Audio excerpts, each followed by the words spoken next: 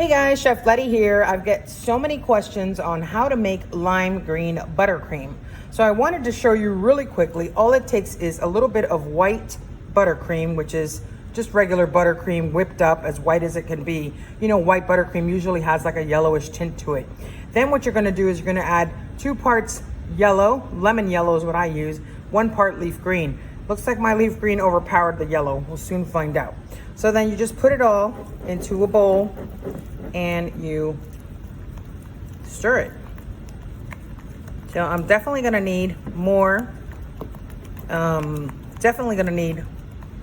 more lemon yellow because I was a little heavy-handed with the lime green, with the leaf green. But as you can see, we have a nice kind of like a Christmassy green. Let me go ahead and get that done there. All right, once I have it all incorporated, you can see I still have some on my spatula. Gonna wipe that off on the side and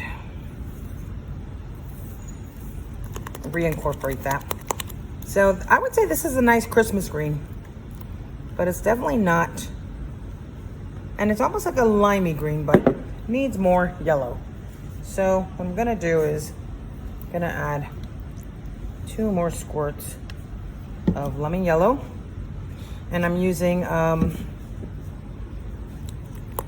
AmeriColor. There you go. Do you see the difference right there? Just with that center area, you can already see turning into like a definitely like a limey green. So what I'm trying to do is I'm trying to get kind of lime green that will go well for like Halloween. And you just pretty much mix it by hand.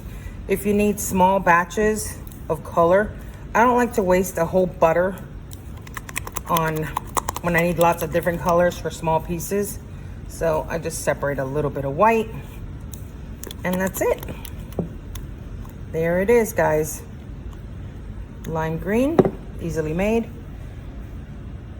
It's a 2-to-1 series, 2 part yellow, 1 part green. Have a good day. Bye.